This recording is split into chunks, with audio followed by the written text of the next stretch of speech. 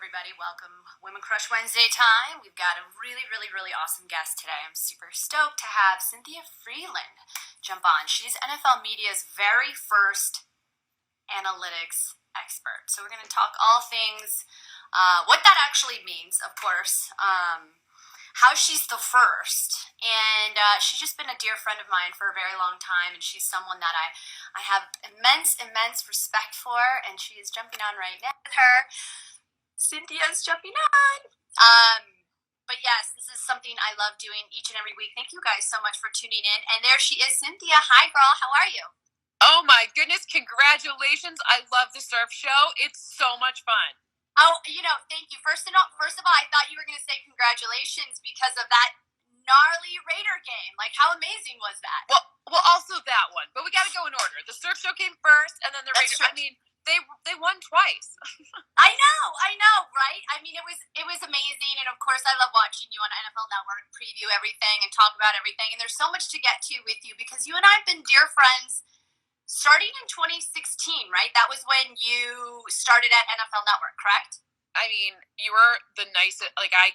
From the moment I met you, I used to watch you. I remember when I was at ESPN, and I used to watch you before we were in like the green room and stuff. And I'm like, that girl just seems so nice. You were on the morning show, and I was like, she's just the nicest. I'm like, but what is that horrible schedule they're forcing her to do?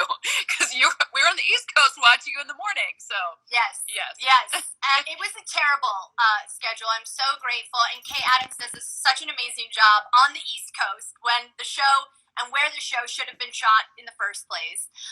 For sure. But I love, thank you so much. Like, so sweet because, when I met you, you just like hugged me with your eyes and you have such wonderful parents. I love your mom, Marianne. She's like our biggest fan. She's always so supportive.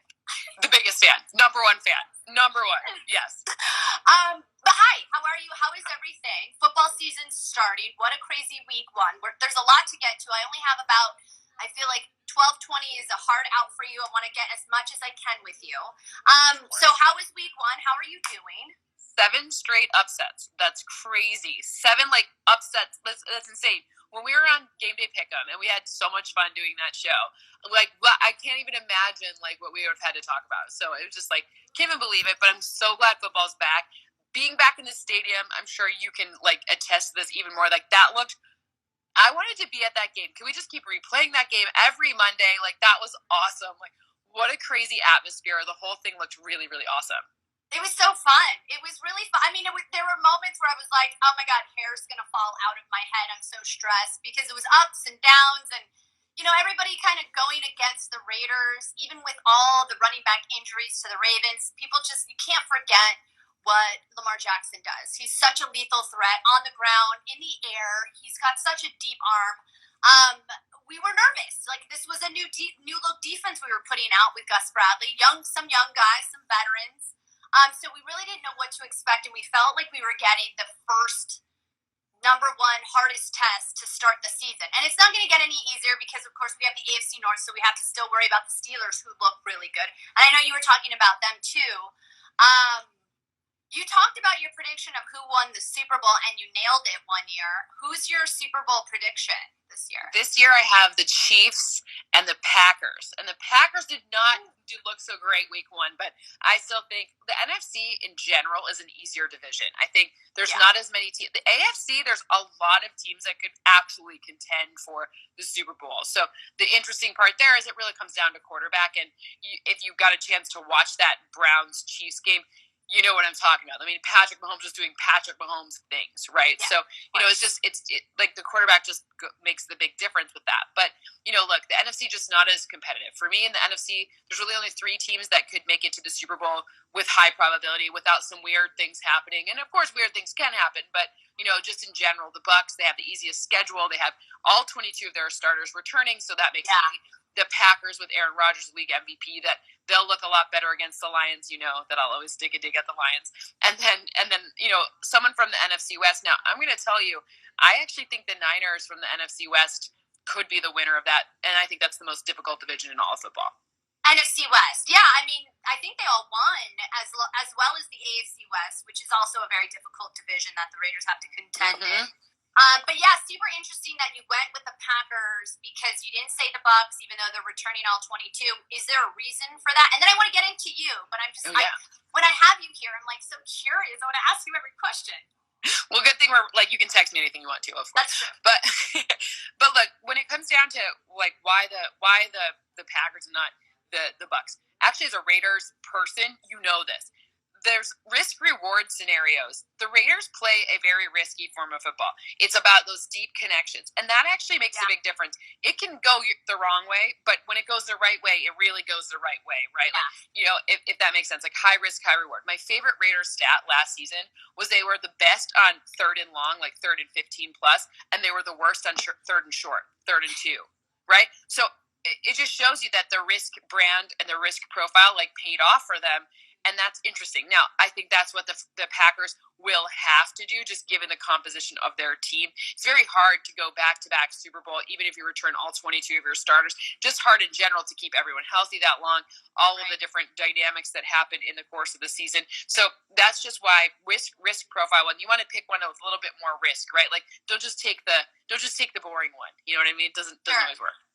Well, and let's get into a little bit because your NFL Media's very first analytics expert, which I loved that they hired a female. You know how I feel about our women's empowerment and just moving the ball forward, if you will, with progression. And we talk all about this all the time.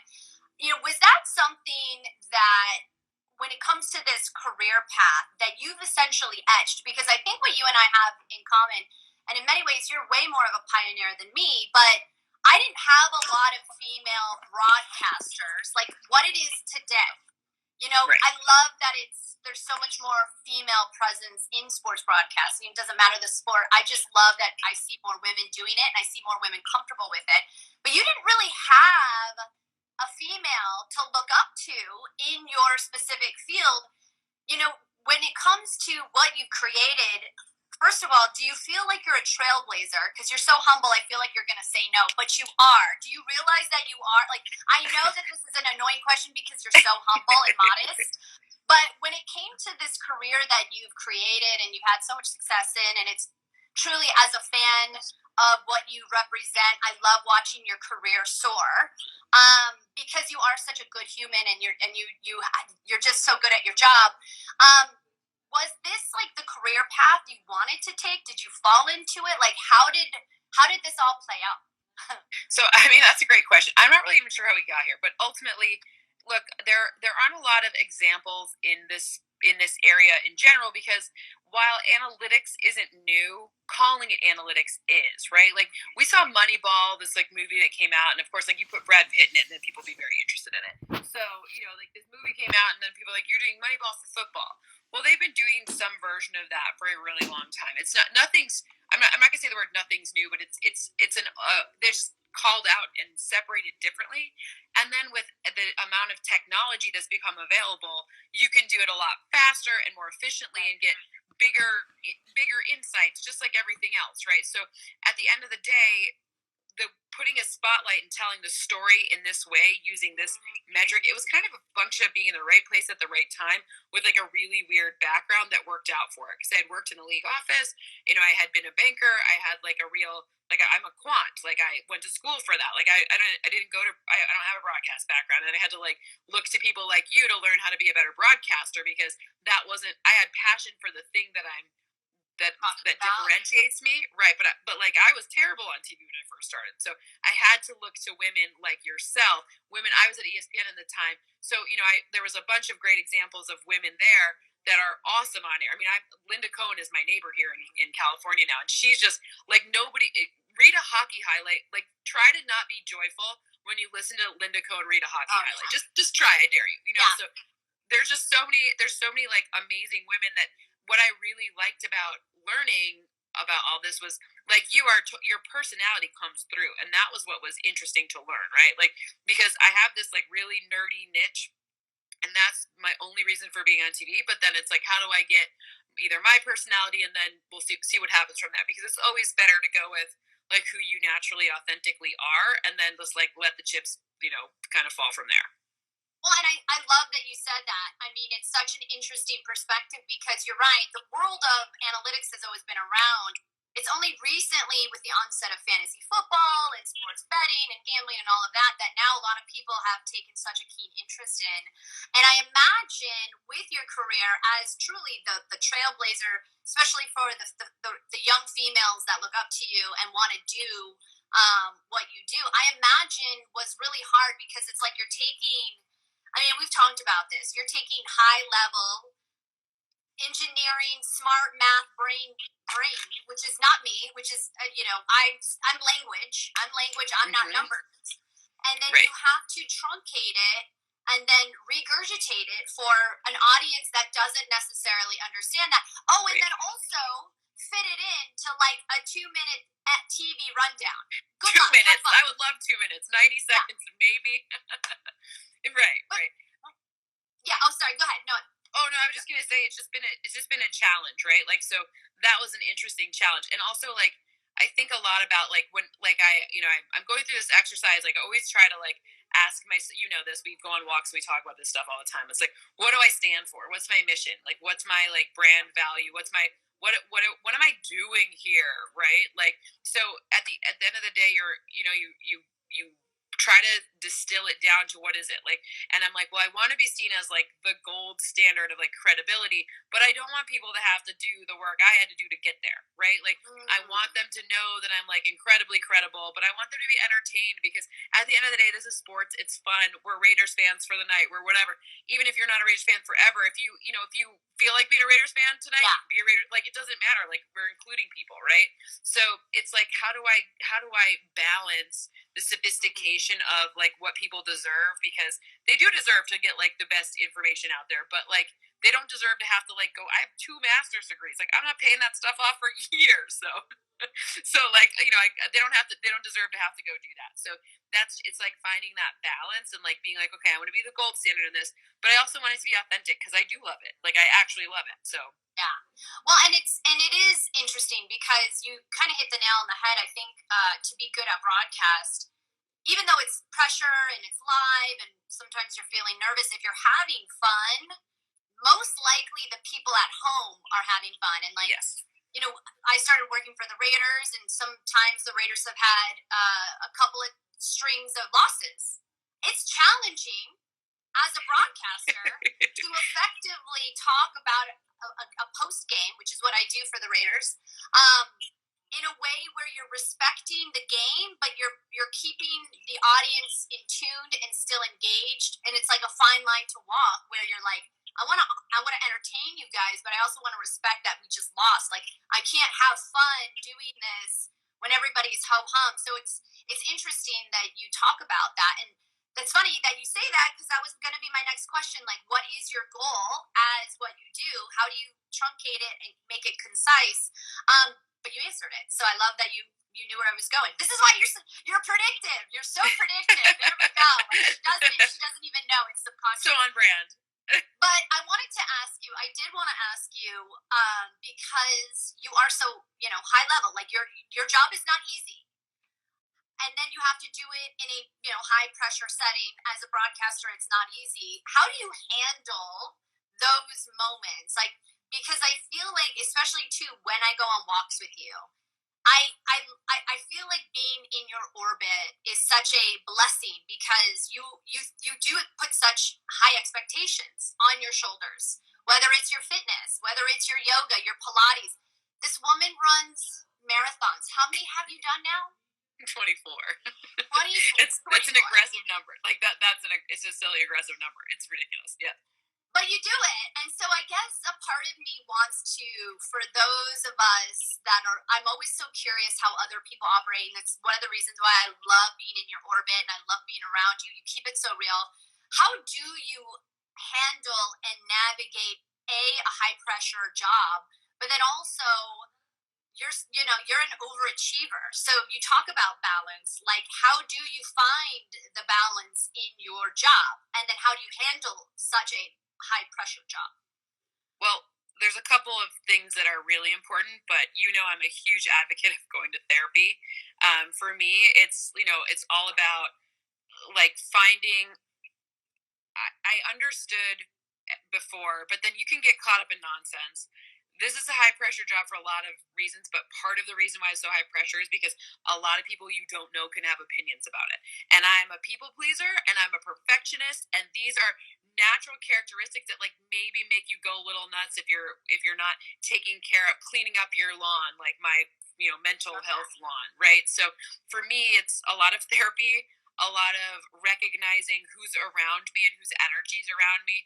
One of the reasons, and I hope every single person that like follows you, listens to you, knows that your energy, that you are this, the kindness that you exude is the most authentic and real, like that. There, like I can't remember what we talked about football wise, like at all, because all I know is like this kind soul, like who genuinely wants for other people, and you don't get that way without cleaning up your own lawn. Like get right with yourself and stay right with yourself, and then doing all of the doing all the things that you need to make sure that you're not falling victim to these negative thought patterns, because it's all about gratitude. And if you but it, and it's not fake gratitude. You can't be toxically positive. You have to be genuinely and authentically. Yes. So you have to like connect with yourself in it. Yeah. And I love that you said toxically positive, because we can, and I am for sure one that's why I love doing these Women Crush Wednesday interviews, because it's an opportunity to celebrate the woman, but I want to get vulnerable. And I love that you just talked about therapy, because I just started seeing a therapist and a healer and like all of these things that people energy find healing, all about it. Yes. And I know, and you have an amazing woman, and I just feel like you can be in this industry what everybody else wants you to be, but then you're disconnecting yourself from your center. And as someone that I love and admire and look up to in many ways, because we are people pleasers, we take on the world of everybody else and what they want from us. Like, and you're one of them. Like, I mean, you and I have talked about like you prepare 4 hours for maybe, like you said, like a 90-second hit just in case. And sometimes women have this unfair expectation that we need to be even smarter than our male counterpart. And I always say, like, our male counterpart can say a name wrong, but if we say a name wrong or we get a stat wrong, back to the kitchen with you. Over. Yes. Let's just go to the kitchen. Let's start vacuuming. Like, this is what we're. Let's be clear. I love cooking. So that's actually relegating me to the kitchen is not actually a bad thing for me, but whatever. You bake like unreal. Okay. Last question. I only have 2 more minutes with you, but it was really funny because when I have women like you who have achieved so much, it's almost hard for me. Sorry, my computer, the screen keeps going dark, so I have to tap it. Sorry. You're good. You're good. You're good. But I had this problem with Molly Bloom, and Molly Bloom is an Olympic skier, and she was the inspiration behind all these things. Did not expect us to go here, but okay, love it. This is where we're going. But no, it was a challenge for me because you've done and accomplished so much, and you're an inspiration that I'm like, where do I even start with Cynthia? Because we could talk football all day, but I really wanted to talk about like what sparks, what your spark is. And so it was really interesting. I was listening to a podcast you recently did. You guys got super deep and I loved it. You talked even about therapy, but you talked about how you cold emailed many years ago the CFO of NFL. Yep. And what was really interesting was it's in my mind in 2011, I cold emailed, at the time he was the CEO of NFL Network. His name was Steve Bornstein. And I did the same. And so it just, for me, what advice do you give young women who want to get into the industry, because you're so tenacious, you're super hungry. I mean, you've always been that way. For young women that look up to you, what would you give advice about in going for it? Like how would you navigate that if you were young again? I mean, I think that the advice I would give would be to try to meet everyone and try to like figure out what you can learn. When you ask for advice, and I'm sure you did this too, or you ask for it when you cold email someone, what you need to remember is you need to provide them something too. Like people email me a lot, and I on my LinkedIn, it's crazy. So what what they say is, I graduated from college yesterday and I deserve an internship tomorrow and then I want your job. And I'm like, wait a minute, like I'm happy to help you, but like there's a few steps you're missing. And like when I emailed Anthony Noto, who was a CFO, I sent some stock like stock write-ups. I knew what he did because he was at Goldman Sachs. He was an equity researcher, so I knew a lot about him. And I was like, this is what I did for some of your stuff. I would like to apply this type of thoughts for the NFL. So I made it so that I gave him something that he could help me with, because when it comes to people want to help each other. I want to help other women. But if I have to do all the heavy lifting, I can't force you to want it, and I can't force you to do something. If you give me something, I can guide you. But yes. I can't judge your heart, right? Like we talk about in analytics, like you can't how much someone likes something or whatever. Like we can't judge that. I can give you my best pointers and my best advice, but I can't do it for you. And that's where I think what you need to do is you need to say, here's what I'm coming with. Can you edit I'm not a broadcaster like you, editing someone's reel or telling something. I'm not good at that. But if you want to write something about analytics, of course I can read it and tell you, okay, this is a great story. Do more like this. But I can't do all of it. Like I can't do it for you, right? And no one can. No one can do it for me. No one can do it for you, Erin. No one can do it for anyone. No one can do it for whoever you think the best in the entire business ever of all time is. You have to do it for yourself. So the people who help you, give them a way to lift you up. Ask them for something they can do, because that's the way to do it, right? Yeah, and I love your story, Cynthia, because you are so transparent in the fact that you aren't a broadcaster. Even though you work as a broadcaster, now you're very polished and refined, but you have admitted, and I'm right there with you. When we started, we weren't great. And so, I mean, nobody's great. No one's great. You need to go through the levels of progression to be really sucky. I mean, that's just the way it is. And then you build yourself up over time. If you just all of a sudden decide right out of college you want to be on NFL Network, good luck. It's going to be a tough road to drive on.